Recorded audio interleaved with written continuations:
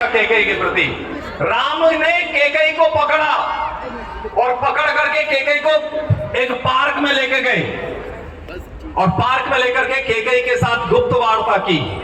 और जब गुप्त वार्ता की कैकेयी के साथ तो कैकेयी ने कहा राम, मैं तेरे को अपने प्राणों से ज्यादा प्यार करती हूं, बता करना क्या है। उन्होंने कहा नौटंकी करनी है, और नौटंकी भी ऐसी करनी है कि दशरथ को लग ना जाए कि नौटंकी हो रही है। यदि दशरथ को यह हल्का सा भी एहसास हो गया कि यह नाटक हो रहा है तो दशरथ नहीं मानेंगे।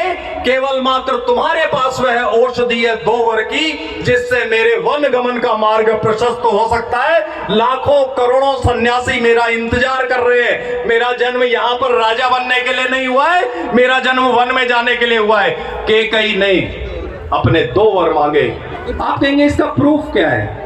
इसका प्रूफ है कि वह कैकेयी जो एक उंगली लगा करके रथ को हाँक सकती है और अपने पति का मार्ग प्रशस्त कर सकती है, दूर ले जा सकती है युद्ध क्षेत्र में, वह कैकेयी अपने पति की मृत्यु का कारण बनेगी। हम में से यहां कौन सी ऐसी पत्नी बैठी है जो अपने पति की मृत्यु का कारण बने? अमेरिका में हो सकता है, यहां नहीं हो सकता। गेट लग रहा है, बंगल लगे हुए हैं वहां पर। वह कैकेयी आराम से भरत के बगल में बैठ करके फोटो शूट करा सकती थी, लेकिन 13 साल तक 14 साल तक केवल मात्र राम से मिलने के लिए जब गई है, उसके अलावा कैकेयी उस वन से, उस कमरे से निकली नहीं है। जाते समय लक्ष्मण उर्मिला से कह करके गए। लक्ष्मण जैसा व्यक्ति वो कह के जाएगा उर्मिला से? उर्मिला से कह करके गए कि इन्होंने राष्ट्र के हित में जो काम किया है ये यहां से निकलेंगी नहीं। ये 14 वर्ष तक तुमको इनके कक्ष में इनकी सेवा करनी है। जब सुलोचना मेघनाद का वध हुआ तो जब सुलोचना से पूछा गया कि मेघनाद क्यों हारा, तब सुलोचना ने यह बात कही है कि मेरी मेघनाद की लड़ाई नहीं थी, लड़ाई मेरी थी।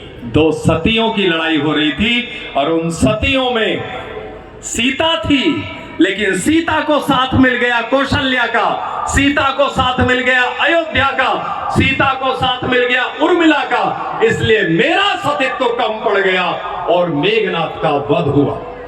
अयोध्या में एक भी बालक पैदा नहीं हुआ है 14 वर्ष तक। पता है आपको, सारी अयोध्या ने ब्रह्मचर्य व्रत का पालन किया है 14 वर्ष तक। जितनी अयोध्या की जनसंख्या थी उतनी ही जनसंख्या रही। सारी अयोध्या तप दान और बाकी चीजों में लग गई थी।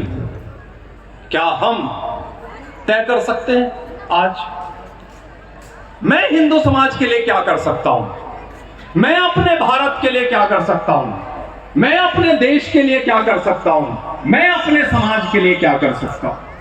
इसलिए एक ब्राह्मण के रूप में मैं अपना भिक्षा पात्र आप सबके सामने खोलता हूं कि यदि हमें संसार को बचाना है, और संसार केवल हिंदुत्व से बच सकता है, संसार केवल हिंदुत्व से बचेगा और किसी से नहीं बच सकता। लिख लीजिएगा आप मेरी बात, केवल हिंदुत्व से बचेगा।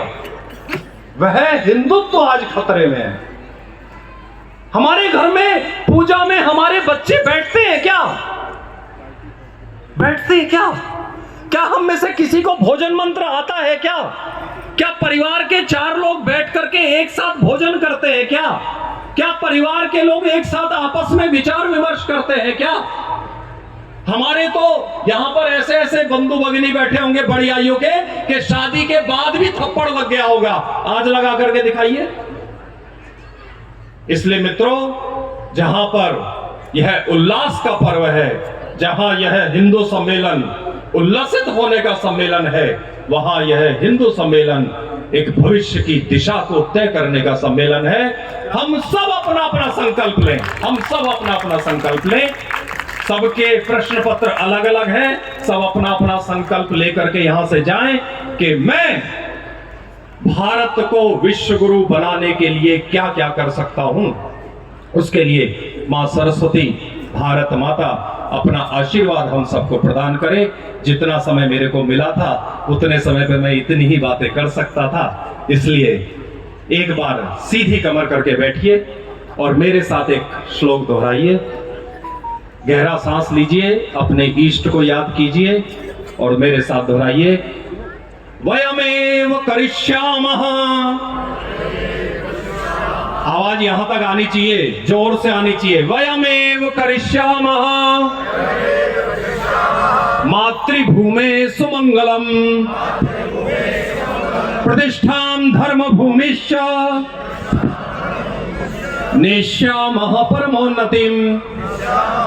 जोर से बोलिए, हम ही अपनी मातृभूमि का सुमंगल करेंगे और धर्मभूमि भारत की प्रतिष्ठा को परम वैभव पर लेकर जाएंगे।